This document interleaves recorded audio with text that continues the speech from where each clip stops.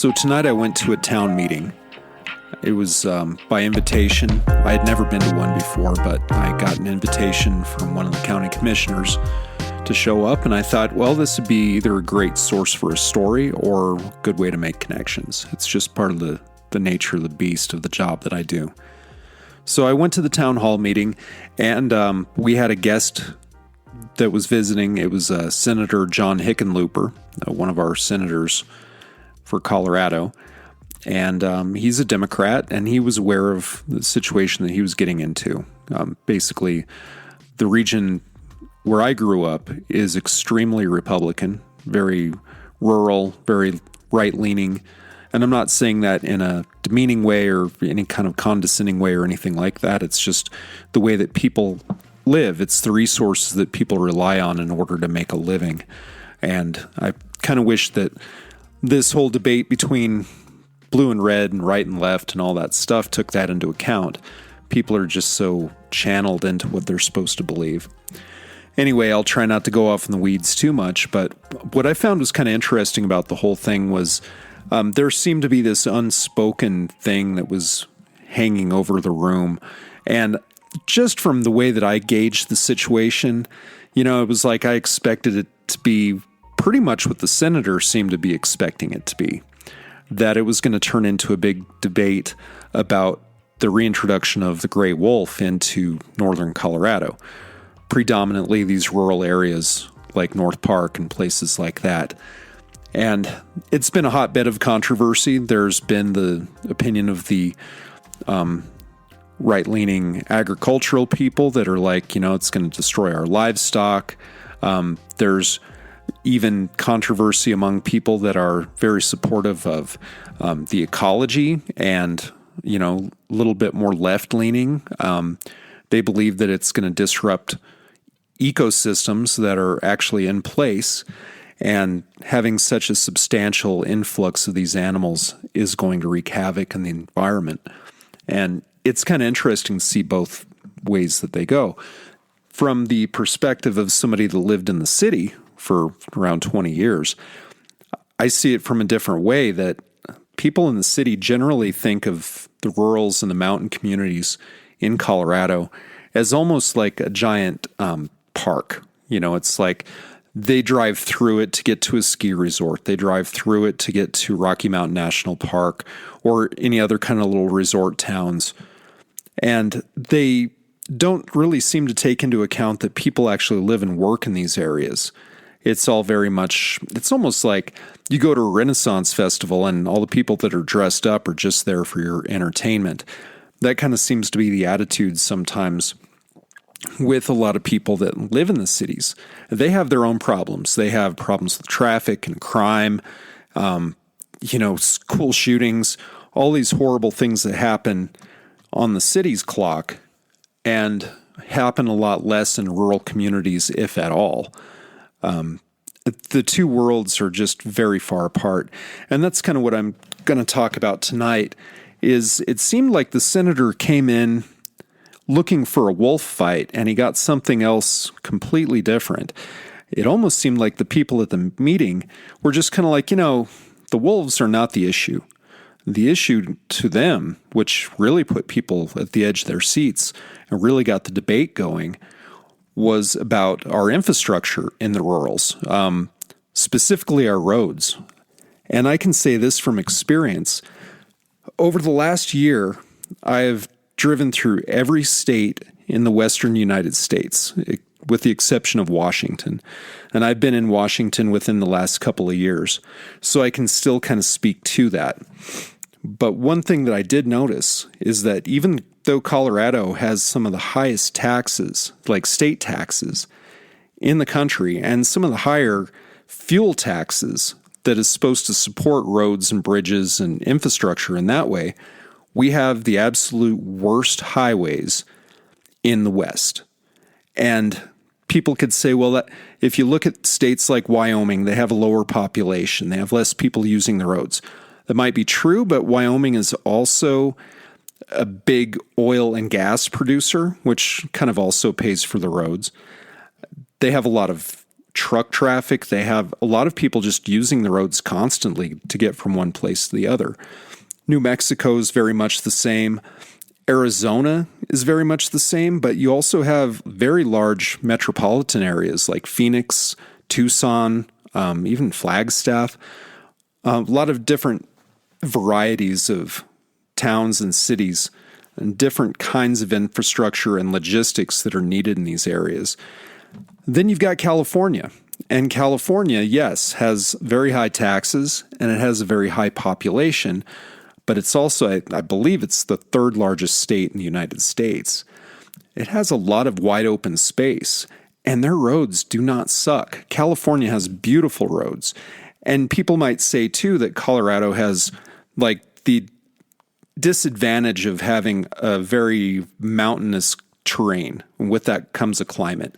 That climate lends itself to things like frost action and extremes in temperature like heat and cold. And it can basically render a road into nothing but rubble within just a short time. And I find that interesting because guess what? California also has that. They have the Sierra Nevadas. Their roads are still beautiful around the Sierra Nevadas. And I just kind of have to wonder, you know, they come into this discussion thinking that the locals are just going to be angry about wolves, you know, like, oh, they're eating our children at night or our livestock. The thing about rural communities is they tend to know how to handle things that are not always going to be like a very black and white area. It's going to be a very gray area. So I can already assume that a lot of people in the rural communities are going to look at the wolf thing as like not as much of a problem as the fact that we have so many people dying on our roads every year. Now, at the meeting, the town coroner was actually at the meeting, and he claimed that 3 people, I believe he said 3 people had died this year. Now, I think that number is actually much higher. You would have to check. But the local judge, she actually stood up and said it was more like 8 people had died on the roads this year. And the senator asked if it was things like animal strikes or vehicle-to-vehicle accidents. No, this was basically because our roads up in the mountains are so narrow. And one of the county commissioners mentioned that it goes by these weird standards that if the road was built in 1950, they're holding it to the same standards for width and condition as they would have in 1950. And that doesn't really change, which kind of puts people in a precarious situation because we're not living in the same world as 1950. We're living in a world with a lot more people with different kinds of vehicles that people are driving. I would have to say different levels of experience driving on narrow country roads. And the fact is people are just dying on these roads. I know this from experience because my dad was a volunteer firefighter with the county for, I think like 20, 25 years. It was a long time. And I remember so many nights he would be called out in the middle of the night to go basically pull people out of cars, pulling dead people out of cars. And I don't understand why the county coroner said that there was only 3 people that had died on the roads so far, which is a lot considering the entire community is about 1,200 within the whole county. But it has to be more than that because just since I've been back and parked in this area, there have been 3 motorcycle deaths that I know of. So I don't know, either people are really driving safe this summer or I'm not sure what's going on.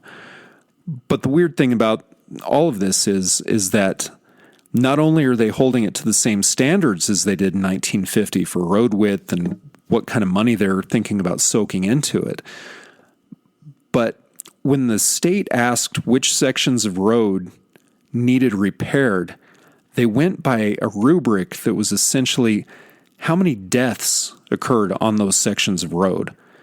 And then they fixed those sections of road according to the number of deaths that were reported, as though the rest of the county didn't matter. And this is where people blew up in the meeting. This was really kind of interesting because the senator said, well, give me a list of the dangerous roads in the county and we'll look at getting funds for them.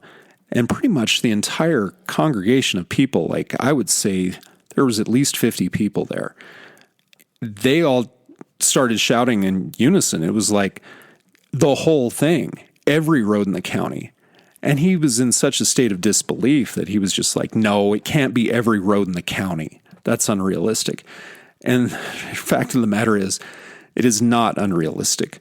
And if you spent any time in rural Colorado, if you drove these mountain roads, you could see what horrible disrepair they are all in. And every time somebody fills up the gas pump, the majority of that money is going towards urban areas or the I-70 and I-25 corridors. Now, it is important to keep those roads maintained and built up. It's even important to expand those roads. But I feel that a lot of rural Colorado roads are being neglected simply because they don't want to invest the money in infrastructure for places that people just drive through and nobody cares about. And if you think about this, in Wyoming, earlier this summer, I think it was probably late May or early June, there was some kind of activity. I don't know if it was seismic activity. I don't know if it was just a landslide. But a section of road near Jackson Hole completely sloughed away. And that section of road was completely just blocked off. People had to go out of their way to drive, I think it was like an hour and a half trip just to go to Jackson. And they had that road fixed within a month. They had the entire embankment rebuilt. They had the highway poured. They had everything all the way down to the lines on the pavement. And that stuff was all fixed. Now, you could say that, yeah, Wyoming is, they've got all this oil and natural gas. They've got coal. They've got all these different sources of revenue. They've got, basically, Halliburton runs the state. But if you think about it, where was this? It was Jackson Hole. It was a place where the bedroom community for the people that work in Jackson Hole was at risk for basically making sure that people couldn't get to work to serve people that are very affluent and have a lot of power. And they had that road fixed so quick.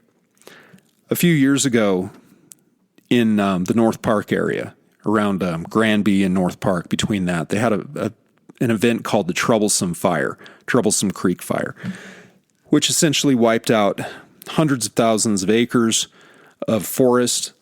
And when that happens in Colorado in the mountains, when you wipe out that forest, usually because it hasn't been managed very well, like there have been a lot of restrictions on logging. There have been a lot of, it's just also not profitable because a lot of the mills have also gone away. And a lot of that is because of relaxed tariffs and because big companies are outsourcing their lumber from places like Canada and, I think even Russia. I'm not sure. But it's definitely being outsourced in other places. So the forests are not getting maintained the way that they used to. Like, they're not being logged. There's a lot of deadfall. Those fires start, and they just scorch the earth. They just go through and they leave nothing but burned sticks on the ground. And then in the springtime, the rains come. And those rains wash out those sections of road that are around those fires. Now, I remember last year, they had to shut that road off around the Troublesome Creek area several times because the silt had basically just drifted over. They had to plow it out like it was a snowdrift, only it takes a long time. And people run the risk of getting caught in a landslide. It puts a lot of silt into the rivers and creeks, so it also kills the fish when that happens. It's just an environmental nightmare. And that's just kind of one of those things where it's just people don't really consider that out here in the boonies, these places need to be maintained. And people are a little bit more concerned with areas that are, like big cities, like, oh, gosh, it took me a while to get to work today because of rush hour and it being so bad. I think we need to focus our priorities on adding one or two more lanes to a highway that's already too big. It's already choked with people because nobody gives a shit about mass transportation in the cities in the American West. And then they say, oh, it's just too expensive. We can't do that. It's cost prohibitive. Yet at the same time, they want to charge a carbon tax on people to protect the environment, and they want to make that such a priority and saying, we all have to do our part. Well, our part is also mass transportation, yet they ignore that. And when you talk about mass transportation in the rural areas, boy, they laugh at you. They would just say, oh, that would never happen. Even though 1944, they had passenger trains that ran through many rural areas. Those railroad lines have now been pulled up. The wood has been disposed of. The iron rails have been junked and recycled, or likely just kept someplace in a stockpile to make sure that futures on iron are high, where people can continue to make money and we can just buy more from other countries. And, I just didn't want to go on a full rant about this, but we have to look at so many different factors. And what I kept hearing throughout this meeting was like, oh, this tax or this credit or whatever. And I think maybe a big problem is our political system is like a big game of pachinko, or what was it called on The Price is Right, Plinko, where they drop a little disc down and it bounces all the way down through these pegs until it winds up and nobody knows where it can go. Nobody predicts where the Plinko chip is going to go. And I feel that that's the way that it works with all these lobby groups and special interests and funds and big companies and everything else. And then they act like, oh, it's a division. The thing is the real division isn't things like wolves. It's not things like voting red versus blue. The people actually know what they want. The people aren't happy about it. Yet there's kind of this a shell game going on where it's like, oh yeah, even though we cause these problems, we're not going to really do anything to fix them because it might cost important people some money down the road. One gentleman in the meeting mentioned something about nuclear power. And nuclear power has gotten such a bad rap, but the United States is one of the countries that has, for whatever reason, diverged from nuclear power, yet we're also one of the ones that are the first to complain about fossil fuels. But if you look at nuclear power in Japan and Europe, yeah, it does have its concerns.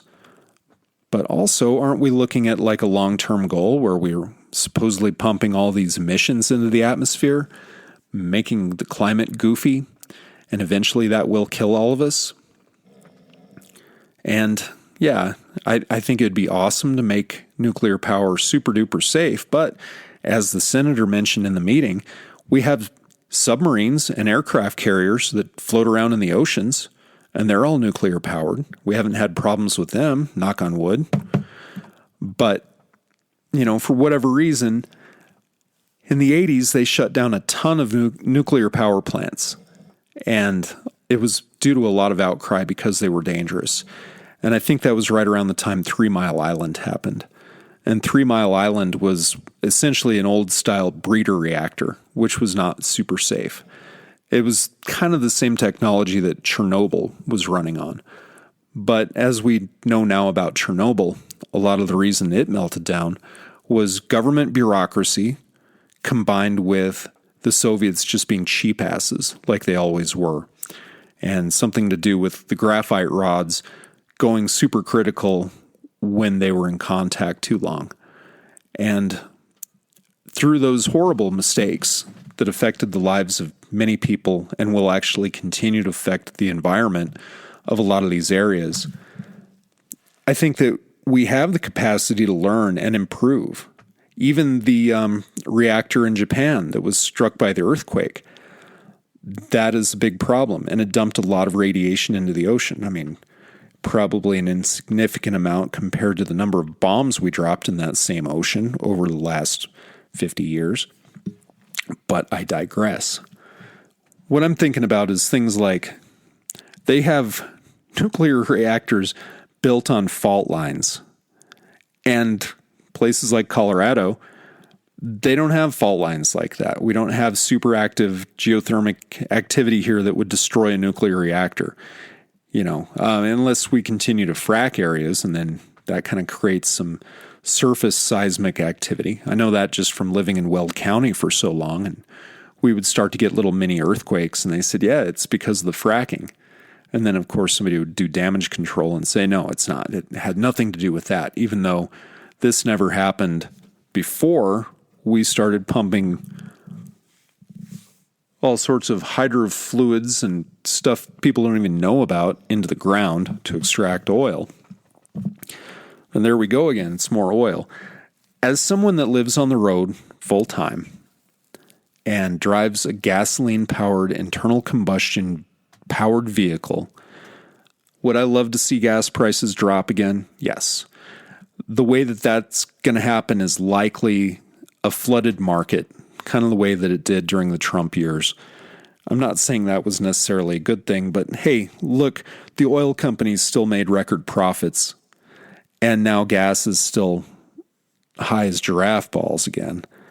And I kind of rely on the fact that gas prices needs to be a little bit lower just in order to survive. Because for me, it's sometimes a choice between, do I buy food, do I pay a bill, or do I put gasoline in my tank so I can continue to go and work and everything else and live? It is one of those necessary evils, I guess. But I don't know. I went into the meeting on a professional level. They asked me to go in. I write copy and content for the local tourism and travel website. And I don't know. I was invited by one of the county commissioners, and I thought, well, this could be interesting. I'm not sure that this is really in tune or has the same tone as the travel and tourism stuff that I do. Because what do I want to tell people? These roads are so dangerous that you could die on them if you drop your wheel off into a soft shoulder and you overcorrect your car and roll your car half a dozen times at speed, at 65, 70 miles an hour. How do you tell people that in a tourism and travel site? You don't. And so that's kind of the dilemma that I'm facing. And that's why I just wanted to get my words out in the podcast today, because these are important issues. And I think that the crux of everything isn't red versus blue. It's not Democrats versus Republicans. It might be more in tune with it being rural versus urban, because I think that there's very little communication between the two. And I think that that has been a historical problem. I mean, even if you go back to the Civil War, I mean, there's the debate that the Civil War was fought over slavery. And in a way, yes, it was. But the reason that there was so much slavery in the South was because they were producing raw goods for an industrial North. And they needed the labor forces. And they needed cheap labor forces in order to stay afloat. So what are we doing now? How is the situation with us sourcing electronics from China or raw materials or lithium batteries from other countries where they actually employ child labor and slave labor? And we get to reap the benefits of better environmentalism, or at least being able to sleep at night thinking that we're doing our part, when all we're doing is exploiting labor in a part of the world that we can't look at. We have no concept of. So on a global level, the United States is very urban, and the rest of the world can basically go to hell because it's the rurals and nobody wants to go to these places. And I say that with the utmost sarcasm, the utmost irony, because like these little third world countries that are being exploited, there are pockets of our own country that are also being exploited. There's places that grow our food. There's places that, build, very few places now that build our goods and materials, and they used to build our cars. Now they don't build much at all. I don't know. It's kind of a dying industry. It's been shipped off someplace else where people don't have to think about it. And now The cities are just pretty much consumers. The rurals are pretty much producers. And it's okay to be poor and drive on shitty roads out here because who cares? We're not in the limelight. We're not within eyesight of the people running things. And as far as they're concerned, we can pretty much go to hell. Now, that's just my opinion. You might share that. You might contradict that. You might see it from a different way. But I think that it runs a little bit deeper. I think it's more of a... How do I articulate this? It's kind of this apathy that's been going on for a very long time. And like I said, it's not along party lines. It's along lines of people that have privilege and power and people that don't. So, I don't know. I guess chew on that for a little while. Tell me what you think in the comments. Make a podcast of your own. Tell me I'm wrong. Please tell me I'm wrong. Because right now it just seems like the people that are consuming everything don't care about the people that are making things. And they've literally thrown us to the wolves.